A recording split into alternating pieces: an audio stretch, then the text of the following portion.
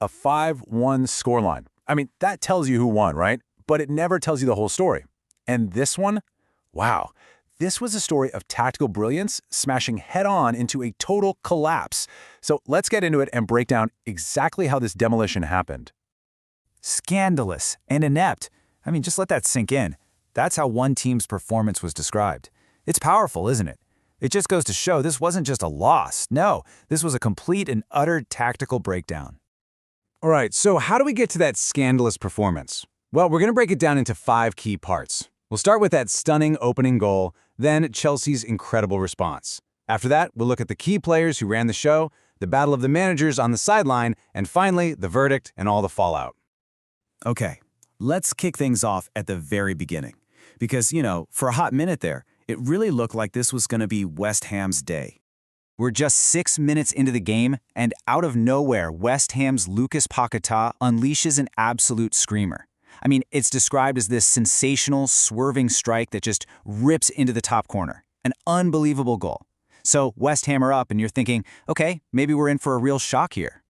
But yeah, that early lead, it didn't last long. In fact, it was kind of like poking a sleeping bear. It was the ultimate wake-up call for Chelsea, and they responded with just unbelievable speed and ferocity. So, that West Ham lead? It lasted all of 9 minutes. João Pedro pops up to equalize from a corner, and then, boom, the floodgates just swung wide open. 8 minutes later, another goal. Chelsea are ahead. Then Enzo Fernandez grabs one right before halftime. Just like that, in less than 40 minutes, West Ham's dream start had completely evaporated. It was a total collapse. And right in the middle of that Chelsea storm, there was this huge what-if moment. West Ham actually did get the ball in the net again, but Nicholas Füllkrug's goal gets chalked off for offside. That was their lifeline right there, and it just got snatched away. After that, Chelsea didn't even glance in the rearview mirror. So, if you thought the first half was bad for West Ham, well, the second half just slammed the door shut in under 5 minutes. First, you've got a big goalkeeping mistake, and Moises Caicedo is right there to punish it. Then, literally 4 minutes later, another corner, more chaos in the box, and Trevor Chalobah makes it 5. It was just ruthless, and it completely exposed how fragile and disorganized they were, especially on set pieces. It was shocking, really. And there you have it, 5-1. It's more than just a score, isn't it? It's a statement, a brutal, comprehensive statement that perfectly capped off an absolutely dominant Chelsea performance. Now, a result like that doesn't just happen by accident. It was absolutely engineered by a few key players who just took over the game. So let's talk about who these architects were.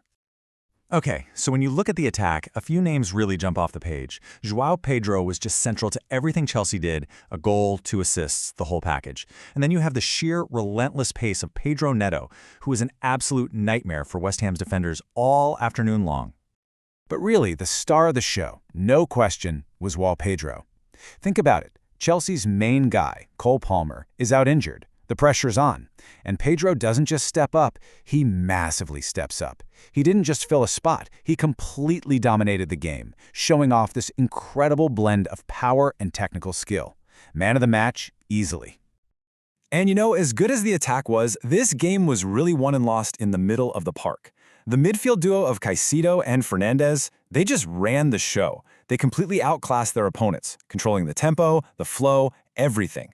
And what a day for Caicedo too, right? He marks his 100th appearance with a goal. You can't write it much better than that. All right, so we've covered the what and the who. Now let's dig into the why. Because this game, this was a textbook example of just how much the managers, the guys on the sideline, really matter. And when you look at the two benches, it's just night and day. On one side, you have Chelsea's Enzo Maresca, who pulls off a tactical masterstroke. He was flexible, his new-look attack just clicked perfectly. And on the other side, you've got West Ham's Graham Potter. It was just a disaster. The defending was, well, inept. There was no organization, and the pressure on him just shot through the roof. So let's talk about Maresca's genius move here. Losing your star player, Cole Palmer, right before kickoff, that could totally derail your whole game plan. But instead of panicking, Maresca just adjusts. He shifts João Pedro into that central number 10 role. And that one simple change, it completely unlocked Chelsea's entire attack. It was the decisive tactical call of the entire match. And then you flip over to the other side, and you see what Graham Potter's dealing with. That phrase, inept defending, it's not just an opinion. Look at the numbers. They've conceded 8 goals in just the first 2 games of the season. That's not a slump, that's a full-blown defensive crisis. So, a thrashing like this happens. What's the fallout? What are the immediate consequences for both of these clubs? Let's get into the aftermath. Yeah, the picture painted for West Ham is pretty bleak. The game apparently ended with a preseason atmosphere. You know why? Because most of their fans had already gotten up and left in disgust. And the ones who actually stuck around? Well, they made their feelings crystal clear, booing their own team and manager right off the pitch. Ouch.